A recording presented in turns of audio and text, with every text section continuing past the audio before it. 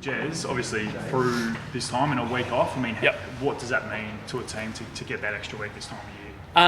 It's good to get some recovery in for sure, especially this time. It was a pretty physical game on the weekend, so we earned the opportunity if we won that we got the week off. That's the case. So this week's probably a bit more light on the track. We'll have a pretty big session on Friday, but then like I said, weekend off helps.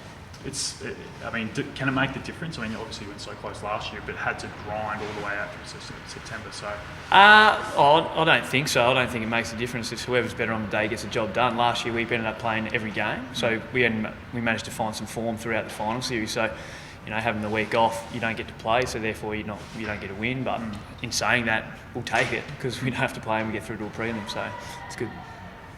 Essentially, it's almost a double-edged sword, really. So it could work in anyone's favour. What's the message been sort of this week? And do you just switch off and for a few days and just don't worry about getting into analysis and the finals and everything, and just sort of refresh the mind more than anything? Yeah, I think we'll treat it similar to when we post Essendon. So leading in, that we try have the week straight after that a bit more recovery emphasis, and then we don't dive into the opposition clearly till fortnight away till we know who we're playing, but keep it as structured and as normal as possible. So we won't look at either the Giants or Brizzy till Wednesday week, and then we'll treat the week as a normal routine after that.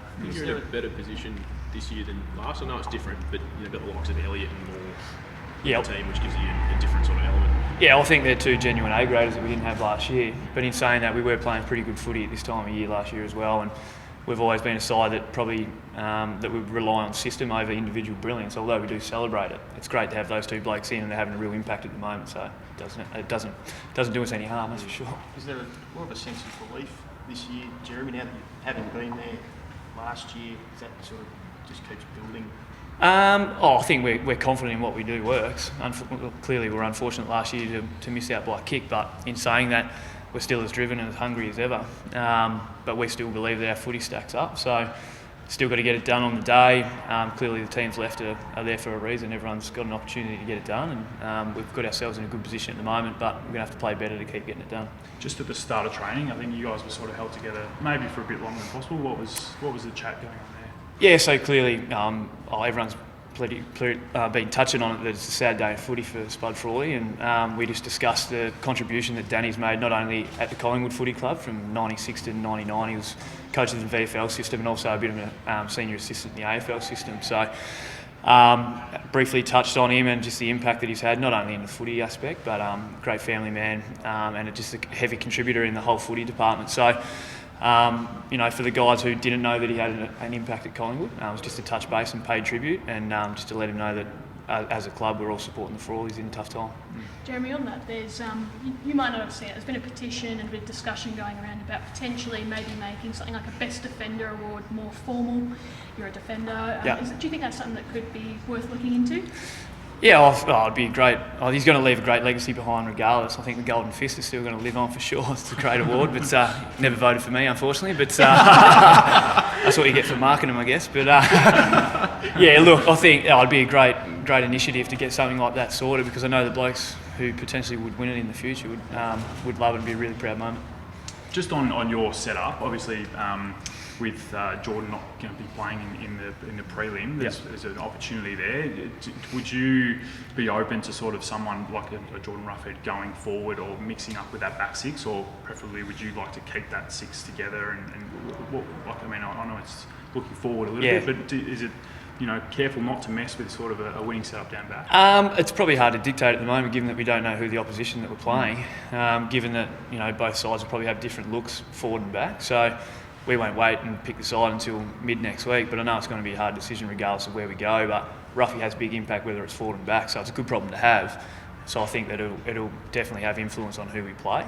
So you can't really answer it at the moment, but obviously losing Geordie is unfortunate, but he'll do his best to try and get back if the result goes our way. But we need to take care of the prelim first. Who are you barracking for on Saturday night when you put the feet up on the couch?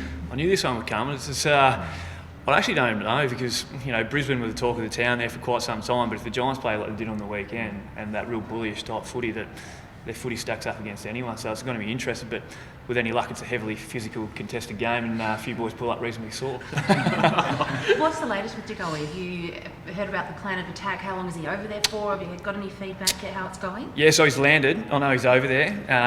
Pretty comfortable flight. I reckon he was up the front end, but he would have requested that for sure. But yeah, I think he's landed over there safe and sound. He's obviously going to start some treatment. I actually don't really know what it's going to be like, but I think he's going to be over there till probably Friday later in the week, and then head back with hopefully some positive news. So he might even get some sightseeing in over there, but as long as he gets the treatment and comes back, we'll be right. Does he speak much German? What do you reckon? Absolutely not. Have you been to Munich? Any lunch spots for him? Nah, he's a bit of a traveller himself, but he's just over there with Greg the Doc, so it'll be interesting that duo, but it'll be interesting the stories they come back with. I know last year gets talked about a bit, Jeremy, but does it ever play on your mind that you're one step away now for a chance at redemption? Yeah, I think redemption is probably not a word that we think. It's just an opportunity again, but in saying that, like I said, we've got a job at hand. There's two quality sides you've got to get through first, and the only time we think about last year is when they played Dom Shee's goal 55 times a day. But apart from that, we're as focused as we have been, trying to keep it as narrow as we can. Understand we've got a job at hand next week, and then we'll go from there. Be nice for those goals to stop playing though, if you can get a win in a couple of weeks' time. Yeah, it would be nice. Maybe someone else, maybe it's a DeGoey highlight instead. But look, we don't want to get too ahead of ourselves. We've got plenty of footy to go, and then understand we hopefully get an opportunity in a couple of weeks. The result, no doubt, super painful. The feeling now, that fire in the belly, where you stand right now, how much is that burning? I think as soon as it's done and dusted from last year, clearly there's disappointment, it hurt. But I think when you come back to pre-season, you understand that it takes a lot to get back to finals. So clearly you want to get to finals, and then post that you're trying to want to get top four. So all that we focus on, we've given ourselves another opportunity to try and get there.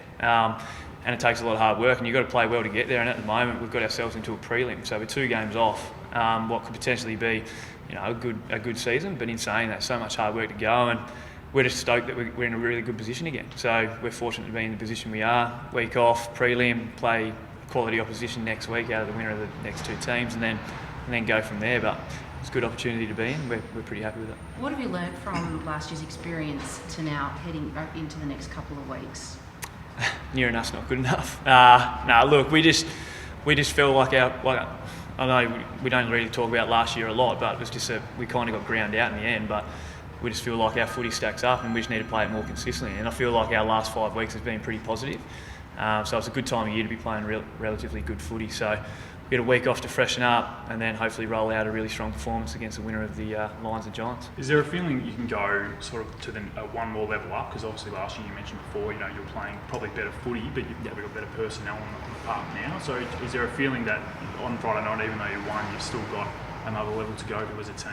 Yeah, for sure. I think it's hard, especially at this time of year. You're not going to get a game on your terms the whole time, and we started really well, and I think we got out to a 5-goal lead. But given the opposition in Geelong, they're always going to come back at some stage. And given that we started so well, we're fortunate enough that we hung on in the end. So you're not going to get a game purely just on your terms. It just doesn't work like that, especially this time of year. But we're confident that our footy stacks up. I've said that a few times already. But if we just come out with the intent and play our way for long enough, we'll get the job done. We saw Chris bleed the track early. Do you know what's wrong with him?